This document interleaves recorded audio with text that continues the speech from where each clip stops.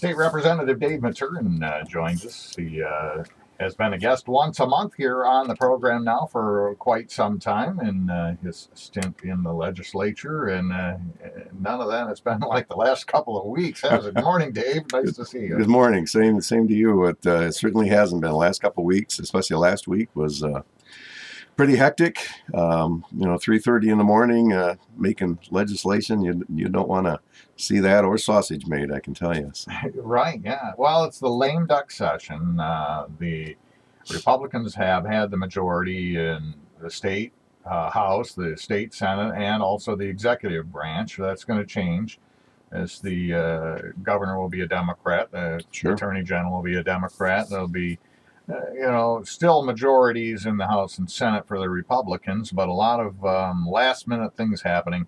I ran into somebody last week who just mad as hell. Said, you know what? These guys have had 2 years to do some of these things, and now all of a sudden, the last minute, they're throwing it all together. Well, they're exactly right. Some of the stuff we'd never heard about in the last 23 months.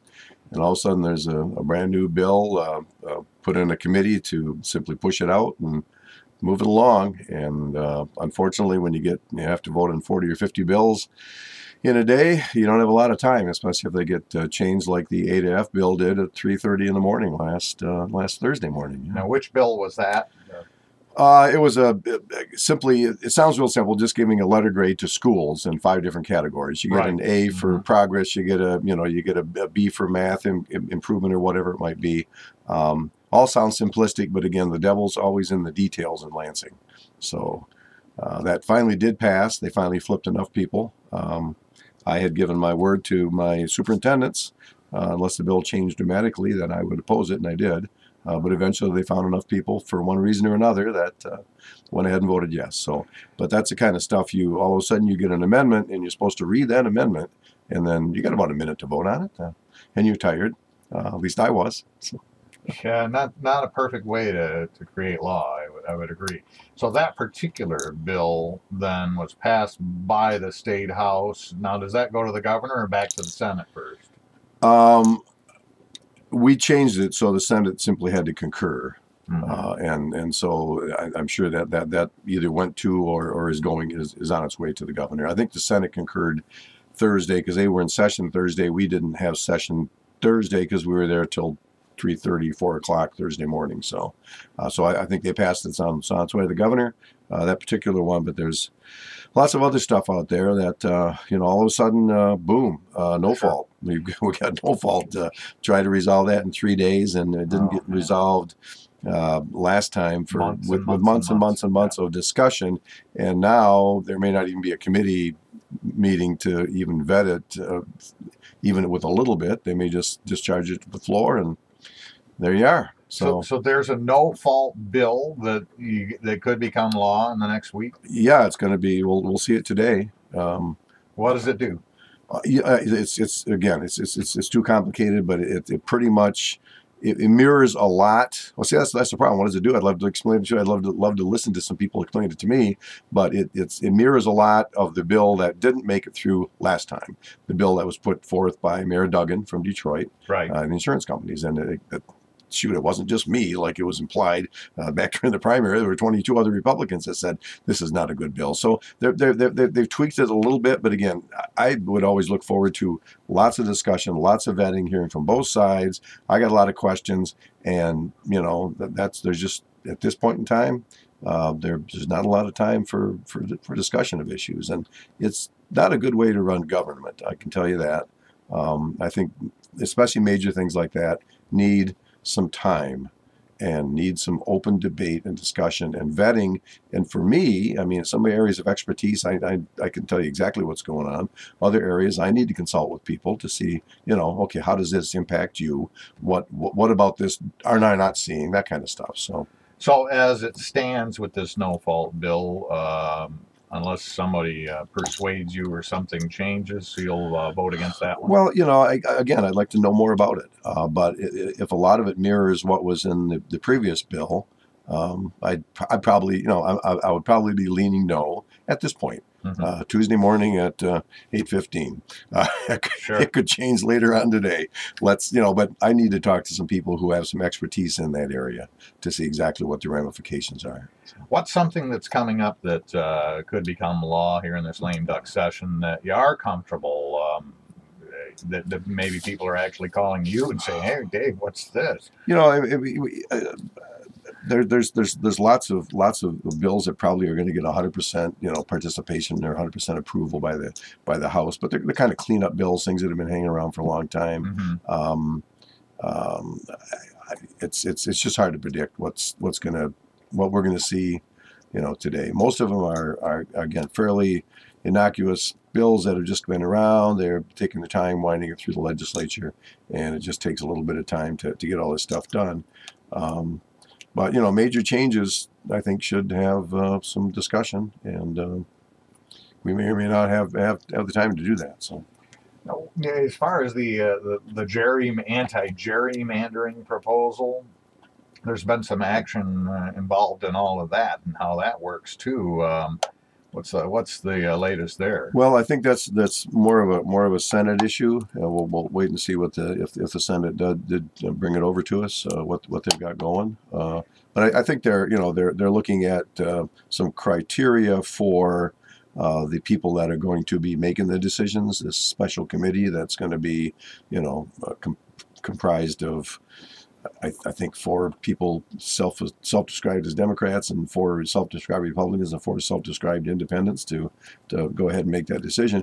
The people that passed it said, "Hey, well, it's self-enacting. We don't need a legislature to get in on this at all. It pretty much tells how this committee is supposed to be put together. We don't need a bunch of rules from some folks who aren't going to be around trying to tell us how to put this committee together." So, well, and in fact, they're also saying that they have grounds for a lawsuit if it is changed at all, and they're even citing former Republican Attorney General Mike Cox. Right, exactly, yeah. Saying that he had a ruling, I don't know, it's probably 10, 12 years ago, on a matter that mirrors this closely enough so that it sets some precedent that they think they've got an excellent chance for a lawsuit, and say that why should we put the taxpayers at an expense of going through all of that when the voters have spoken, and by a pretty overwhelming margin. I think there's a lot of merit for that. I mean, you look at precedent and see what other folks have decided in the past. But sometimes I'm afraid that politics tends to overrule a lot of good governance sometimes. So we'll just have to see how that whole thing comes over to the House and what we're going to do with it. I guess my inclination is if I don't fully understand what's going on and people can't answer my questions, then the default is no. You can wait till next session. You can do this stuff. You'll have more time. You'll still have the House and Senate in the Republican control, but the dynamics are going to change a bit because now you've got a Democratic governor that you've got to maybe compromise. I don't know. She could veto any bill that doesn't have enough compromise. And the worry now too is that with that situation, that now there are going to be conditions, there are going to be, what, for lack of a better word, things attached to a bill that have nothing to do with the real intent of the bill, that are just throw-ins to get everybody to agree on. And I hate that kind of government. Well, but you're also assuming it doesn't happen now. And well, all right. Maybe not as much, but you're right. I'm sure it does because you still have to get people to agree and sign off. Yeah, well, that was kind of it with the A to F as it got closer to 2 o'clock, 3 o'clock in the morning. There's, okay, what do you need? What are you going to change this? Okay, what do you need? What do you need? And so they finally gave enough stuff to folks who would change their vote for whatever reason, whether it was policy or something they got that they wanted. They removed the language for the creation of a new education commission that would operate independently of the State Board of Education. Yeah. And so now, what is it? Just we're going to give schools an A through F ranking? Well, there's still another committee in existence that's going to be apparently overseeing what the Department of Education is going to be doing. There's going to be grades in 5 different categories. We have a dashboard right now. We have a dashboard right now that people can look at and in a more in-depth analysis see exactly what's going on in those categories and see in greater detail. But apparently that was too complicated. I don't know. So now in ADAF, we're going to get the citizens are going to rise up and going to demand change. And you got some school districts that have some fundamental problems that I don't know if they're making simply because of the folks that they're dealing with all society's ills. And so you can't hang. Sometimes you can't hang too much on the backs of the schools to try to resolve society's problems. One of the big stories of this political year were all the ballot proposals that were on the state of Michigan, starting with the marijuana legalization, the anti-gerrymandering, the make it easier to vote proposals. All of these passed. Yep. There were more that were circumvented by the legislature, who, passed some laws like the wage laws that did not make it to the ballot because it was made law, and then it was tweaked later. There's been a lot of criticism about that, saying that it goes against the spirit of what the ballot proposal would have done too far. What were your thoughts on that, and how did you vote on that? Well, I voted to basically have the legislature accept those bills and then later modify them. Our Constitution allows the legislature to do that. Which maybe could be considered not the best thing in the world to have you got a plebiscite. The citizens apparently were upset with government, and they said, hey, the only way to change it is a petition drive, and then the legislature picks it up and then goes ahead and modifies it. I had heard from many employers, some of whom who have plants in states that do have a similar sick leave process, and they claim it's difficult with the way the language is written sometimes to get a crew together, simply because of just the way the law was written. And I talked to quite a few people in restaurants and asked them, gee, do you want to be making minimum wage? And they said, no, we like the tip wage as it is. So that was a major change in the minimum wage thing. But there's an old adage, be careful what you wish for. And so the folks that saw that happen to them, saw what the legislature did to them, will be back again with another petition. Except this time you aren't going to have a Republican governor who's going to pass what the legislature does. So then you're going to see a veto, and then you may end up with something that's more onerous to the business community than what we had an opportunity to perhaps maybe a little bit more modify, but not so extreme modification. So there could be a 2-year reprieve, and then we'll see what happens in 2020. Perhaps it could end up worse. Perhaps we could end up with a bunch of cafeteria styles where you just go through and grab a tray and pile the food you want on and pay at the end, and there is no wait staff. You're absolutely right. You order it. You order at your table. And then you go pick it up when your number comes up. So then great. You got an increase in your pay, but guess what? You don't have a job anymore. So. Yeah, but along with this signature, the ballot proposals, the signature gathering is something that is being looked at now with the bill. I don't know if it's actually been voted on and sent to the governor, or whether you'll see it starting today up in Lansing. They want to say, look, if you're going to gather signatures to put something on the ballot for the voters to vote on, you can't just go to one small area where you got like 98% Democrats or 98% Republicans and get enough signatures there and put it on the ballot, because that doesn't reflect what the whole state wants. Yeah, I think it's now you can't exceed 15% of the signatures in any one, I think, particular county.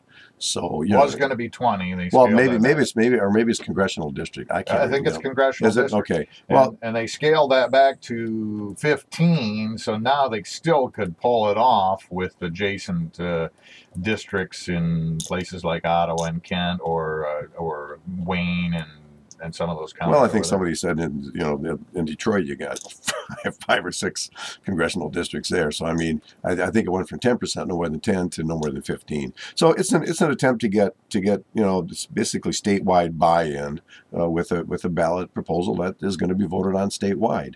More consensus going in. Right, and it also requires people, if you're getting paid to make that known to the petition signer, that you're not just a volunteer out there. So I think there's probably some good public policy things there for folks to realize, and also you can't mislead the public. I mean, I've been approached to sign petitions before in areas that I have a lot of expertise, and I know the folks that are selling me this ballot petition just weren't on. They didn't know what they were doing. They were just collecting, and again, they're probably paid volunteers getting $1 or $2 per signature. So what do they care? Somebody said to me, you know what, this shouldn't matter because the voters have the final say when they go to the ballot, and whether they want to, pass a proposal or not. But my concern is that this process is being used as a political weapon to get certain voters to the polls as opposed to others. And I would rather see it be more balanced, get a consensus among various geographic locations in Michigan before it goes on the ballot. Sure, I think there's certainly a lot of merit in that. And it can be, I mean, obviously the turnout for I think most people would agree the turnout for the marijuana proposal 1, legalization, probably pulled out a lot of folks from a particular party and who voted that way. And even though we didn't have a straight party ticket voting this time, it didn't matter much anyway. So some of these things again could be used to generate more of a turnout. So it's again, it's still back to politics. Now the session begins at 10 this morning. Basically, I think 3 more days, and then it's done, and you'll be done. Yeah. Well, first of all, before I run out of time, I want to thank you for your service to the 63rd District, the people of Eastern Kalamazoo County and Southern Calhoun County, and I guess Western Calhoun County. Yeah. I think you did a great job of trying to do your job very seriously and to the best of your ability, and use the expertise you've acquired in the public sector and over many years. And I appreciate that. Well, thank you. I really appreciate that. It's very, very, very nice of you to say that. I've got 30 years as a public servant, 14 in the township, 12 in the county, and 4 in the state. Probably 30 years is probably just about enough for anybody to serve the public. And I have tried to use my expertise in taxation. We've got a bill probably going to pass this week that's going to, in concert with Senator Noss, it's going to correct something again with the personal property tax reform for the city of Battle Creek. They've been shorted for the past 4 years since they passed PPT reform. It basically contradicted something that was passed in 2007, and so that and again, the devil's in the details. It sounded so simple issue. Just get rid of personal property tax, make industry competitive with all their other states, and simply replace the revenue to the locals. But again, devil's in the details. That's going to pass. So I'm proud of that. Proud of helping out the city of Battle Creek and other folks in surrounding communities. I've tried to do my homework. I've tried to get past the sound bites, past the talking points, which so many people just seem to want to regurgitate, and again try to dig into things, crunch numbers, and hopefully just leave the state in a little bit better shape than when I found it. Well, I think you certainly have, and that's a good example that you just gave us right there of an area where that has happened. What when you go up there this week, if you can say, what's one thing that you really support and hope gets through, and what's one thing that you really hope doesn't? Oh, wow, there's so many things coming at us so fast. I heard up to 200 different laws and bills. Yeah, this is going to be, I think, a record breaker for the number of bills that are pushed through in lame duck. I would just hope that whatever we pass isn't hyper partisan, is done for the good of the state, and is well thought out, so they don't have to come back it's kind of a self-fulfilling prophecy. Or a guaranteed job for those folks that are sticking around. You pass it now, and then you come back and you get to modify it to make all the corrections that you didn't see, all the unintended consequences. So seems like a bad way to govern. It really does. Well, it's one of the few states that this happens. Gary Howell, who's the chair of natural resources, he's an attorney from the Thumb, had a bill, HRJ1, introduced this session simply to get rid of lame duck. I mean, if you're going to do stuff like this, let the voters know before they vote in November what your plans are. Don't wait till the last minute and again till the wee hours of the morning to try to do this stuff. So I think there's a better way of governing. And serious issues take serious discussion, take a lot of time to vet. So, State Representative Dave Maturen, great to talk with you again as always.